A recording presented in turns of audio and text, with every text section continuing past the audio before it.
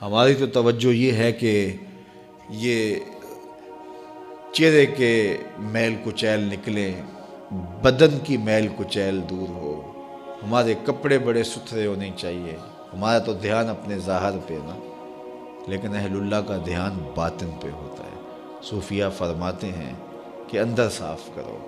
حضرت سلطان باہو بولے، دل کالے نالو منہ کالا چنگا، جے کوئی یہ رمز پچھانے ہو۔ اگر یہ رمز سمجھ میں آ گئی کہ منہ کالا ہو تو کوئی نہیں، دل کالا نہیں ہونا چاہیے۔ ابو لہب کا کیا معنی ہے؟ شعلے کی طرح چمکتا ہوا چہرہ رکھنے والا، اس کو اسی لیے ابو لہب کہتے ہیں۔ اس کا چہرہ ایسا چمکدار تھا تو اس وجہ سے اس کو ابو لہب کہتے تھے۔ تو چہرہ اس کا بڑا چمکدار تھا، دل کالا تھا، جہنم کا ایندھن بن گیا، قرآن نے پھٹکار ڈالی۔ اور ایک وہ بھی تھا جس کا دل صاف تھا لیکن بلال کا رنگ کالا تھا، اس کا اندر چٹا تھا باہر کالا تھا، اللہ اکبر، لیکن وہ تھا کرموں والا، وہ تھا رحمتوں والا اور حضور علیہ السلام کا متوالا۔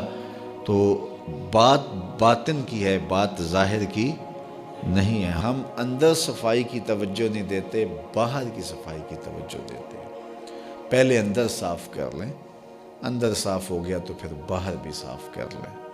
اور اگر باہر صاف ہے اور اندر میل کچیل ہے تو باہو بولے کہ دل کالے نالوں منہ کالا چنگا، جے کو یہ رمز پچھانے ہو۔ اللہ کے محبوب علیہ السلام نے فرمایا اگر یہ صحیح ہو گیا تو پورا جسم صحیح ہو گیا۔ اور حضرت رومی نے جو اقبال کے مرشد تھے کہا کہ دل کو قابو میں کر لو، یہی حج اکبر ہے۔ حج اکبر کر لیا لیکن دل ہی ٹھیک نہ ہوا، کہتے ہیں کعبہ گیا گل نہیں مک دیجئے، دلو نہ مکائیے۔ تو کہا اس کی اصلاح کرو، یہ حج اکبر ہے۔ از ہزاراں کعبہ یک دل بہتر است، ہزار کعبے سے ایک دل بہتر ہے۔ وہ کیسے؟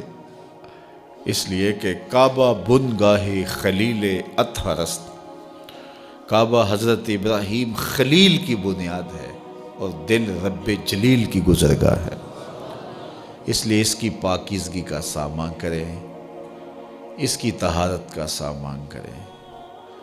آپ کسی کو بلائیں اور میلی کچیلی جگہ ہو، جہاں گندگی پڑی ہو، غلاظت پڑی ہو، تو آپ کا کوئی عزیز مہمان آئے، اس کو بلا کر کے لائیں تو وہاں بیٹھے گا؟ جس کمرے میں آپ اس کو بٹھانا چاہیں اس میں تعفن ہو، اس میں بدبو ہو، اس میں غلاظت کے جگہ جگہ ڈھیر پڑے ہوئے ہوں، تو آپ اپنے مہمان کی نفاست طبع کو اگر جانتے ہیں تو کبھی بلائیں گے نہیں جب تک اس کو پہلے صاف نہیں کر لیں گے۔ کئی لوگ کہتے ہیں جی ہمارا جی چاہتا ہے کہ آپ کو بلائیں، لیکن ابھی ہماری گلی بہت گندی ہے، ہمارے گھر میں ابھی کام ہو رہا ہے، جب کام ہو جائے گا تو پھر ہم آپ کو بلائیں گے۔ ہم شادی اس لیے لیٹ کر رہے ہیں کہ مہمانوں نے آنا ہے، تو ابھی ہمارے مسئلے چل رہے ہیں۔ یہ کئی لوگ بائی پاس کی وجہ سے شادیاں روکے ہوئے تھے، وہ کہتے تھے وہ راستہ نہیں ہے۔ تو آپ کسی مہمان کو بلاتے ہیں تو اس کے لیے اچھی جگہ کا ارینج کرتے ہیں، اور اگر وہاں ڈھیر گندگی اور غلاظت کے پڑے ہوں تو مہمان کو آپ بھی نہیں بلاتے، اور اگر آپ یہ غلطی کر بھی لیں گے تو مہمان آپ کے بارے میں کیا رائے قائم کرے گا، اور وہ ناراض ہو کے چلا جائے گا کہ آپ کتنے بدتمیز ہیں کہ آپ نے مجھے بلایا اور گھر میں غلاظت کے ڈھیر پڑے ہوئے ہیں۔ اللہ اکبر! لیکن اگر آپ گھر کو مصفح کرتے ہیں، مزکہ کرتے ہیں، صاف کرتے ہیں، ستھرا کرتے ہیں، قالین بچھاتے ہیں، عطر چھڑکتے ہیں، تو پھر آپ کہتے ہیں جناب اب تو آئیے نا، اب ماحول میں خوشبوئیں پھیلی ہوئی ہیں۔ تو اگر دل میں حسد ہے، حقد ہے، بغض ہے، کینے ہیں، نفرتیں ہیں، یہ گندگی اور غلاظتوں کے ڈھیر لگے ہیں، اور پھر یہ چاہیں کہ مالک کے پھیرے دل میں ہوں تو کیسے ہوں گے؟ وہ تمہارے دل میں، میرے دل میں آئے گا جب دل میں اتنی غلاظتیں پڑی ہوں گی؟ نہیں، یہ سارے ڈھیر اٹھائیں، دل کو مزکہ کریں، مصفح کریں، پھر اشکوں کا چھڑکاؤ کریں۔ اللہ اکبر! پھر پیار کے مخملی قالین ڈالیں، اللہ اکبر! الفتوں کے گاؤ تکیے لگائیں، اور پھر آواز دیں، ہر تمنا دل سے رخصت ہو گئی، اب تو آجا، اب تو خلوت ہو گئی۔ پھر محبوب کو بلائیے تو پھر دیکھیے کہ محبوب جلوہ فراز ہوتا ہے کہ نہیں ہوتا ہے۔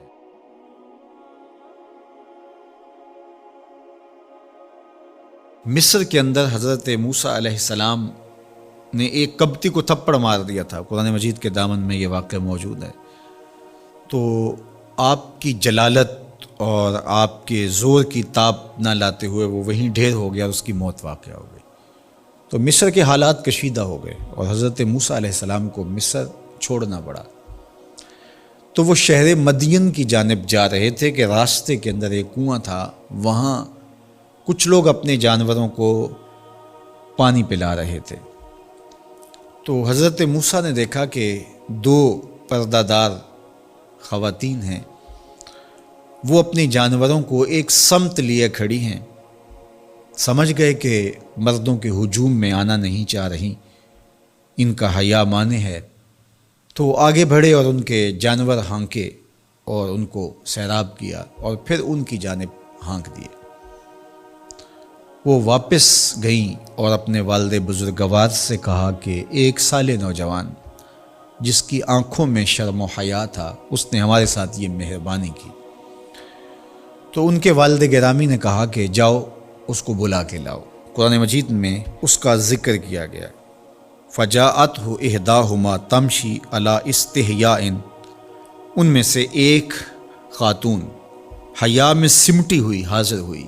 اس نے کہا کہ ہمارے والد گرامی آپ کو بلاتے ہیں، آپ نے ہمارے ساتھ جو مہربانی کی ہے اس کا وہ اجر دینا چاہتے ہیں۔ تو حضرت موسیٰ علیہ السلام ان کے ساتھ چلے گئے، اور جب گئے تو یہ گھر تھا حضرت شعیب علیہ السلام کا، اور یہ صاحبزادیاں حضرت شعیب علیہ السلام کی تھیں۔ تو اس خاتون کا شرم و حیا کے ماحول میں حضرت موسیٰ علیہ السلام کو یہ کہنا اور چل کے اس انداز سے آنا، قرآن نے اس کی حکایت بیان کی ہے۔ تو خدا کو پسند ہے کوئی خاتون حیا کے ماحول میں آئے تو اللہ اس کی آمد کو اور اس کے آنے کو قرآن کا عنوان بنا دیتا ہے، اور قرآن کی حکایت بنا دیتا ہے کہ جو خاتون حیا کے جوہر کی مالکہ ہو وہ اللہ کو کتنی اچھی لگتی ہے۔ اللہ اکبر۔ حضرت نبی اکرم صلی اللہ علیہ وآلہ وسلم کا فرمان حیا کے حوالے سے، الحیاء من الایمان، حیا ایمان سے ہے۔ تو جتنے بھی ایماندار لوگ ہیں وہ پھر حیا کے جوہر سے مزین ہوں گے، مالا مال ہوں گے۔ آپ دیکھ لیجئے، سب سے بڑے ایماندار تو میرے اور آپ کے آقا مولا ہیں، اور حضور کمواری لڑکی سے زیادہ حیادار تھے۔ باقی حضور کے اصحاب دیکھ لیجئے، ان کا حیا، اور حضور کی ازواج مطہرات کا حیا دیکھیے۔ ام المومنین حضرت عائشہ رضی اللہ تعالی عنہا فرماتی ہیں کہ حضور کا جب وصال ہوا اور حضور میرے حجرے میں دفن ہوئے، تو میں جب حضور کی قبر انور پہ جاتی تو معمولی چادر اوڑھ کے چلی جاتی، اس خیال سے کہ میرے شوہر ہیں۔ پھر حضرت ابوبکر صدیق رضی اللہ تعالیٰ عنہ کا وصال ہوا تو وہ بھی ساتھ دفن ہو گئے، تو میں پھر بھی اسی حالت میں جاتی اور میں سوچتی کہ ایک میرا شوہر ہے اور دوسرا میرا والد ہے۔ کہا پھر حضرت عمر رضی اللہ تعالیٰ عنہ کا انتقال ہوا اور وہ بھی ساتھ مدفون ہوئے۔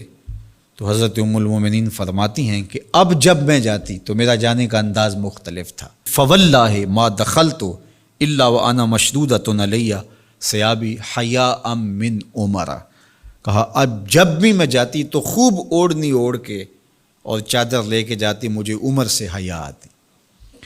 یہ ام المومنین کا انداز زندگی ہے۔ مخدرات اسلام کو اس سے سیکھنا چاہیے۔ جو قبر میں دفن ہیں ان سے بھی یہ حیا کریں، جو مومنوں کی ماں بھی لگتی ہیں۔ اور آج یہ دلائل دیے جائیں کہ پردہ تو جناب دل کا ہوتا ہے، چہرے کا پردہ تو نہیں ہے۔ باقی کسی کو اپنی آنکھ میں شرم پیدا کرنی چاہیے۔ عورت کو کیا ضرورت ہے کہ وہ اپنے آپ کو ڈھانپ کے رکھے۔ اب ام المومنین کا عمل یہ ہے کہ فرماتی ہیں کہ میں اپنے آپ کو خوب سمیٹ کے جاتی حیاء من عمر۔ عمر قبر میں ہیں لیکن ام المومنین فرماتی ہیں مجھے پھر بھی حیا آتی۔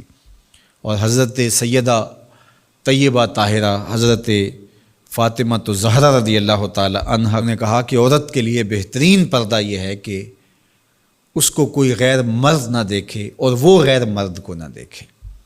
تو جب یہ ہمارا دین ہمیں سکھاتا ہے اور حیا کا یہ سبق دیتا ہے، بڑوں سے حیا کرنے کی تلقین کی گئی، اللہ سے حیا کرنے کی، اس کے رسول سے حیا کرنے کی تلقین کی گئی۔ صحابہ فرماتے ہیں بعض اوقات ہم کچھ پوچھنا چاہتے ہوتے تھے اور حضور کے حیا کی وجہ سے ہم ایک عرصہ تک وہ بات نہیں پوچھ پاتے تھے۔ آج دادا کے سامنے بچے جس طرح بات کرتے ہیں اور جس طرح بچوں سے حیا کا جوہر ختم ہو گیا ہے اور اس کو وہ تہذیب نو کا کرشمہ سمجھتے ہیں اور جدید دور کی کرامت سمجھتے ہیں، یہ دور جدید کی کرامت نہیں ہے، یہ جاہلیت ہے۔ بڑوں کا احترام اور بڑوں کی عزت یہ زندگی کا جمال ہے۔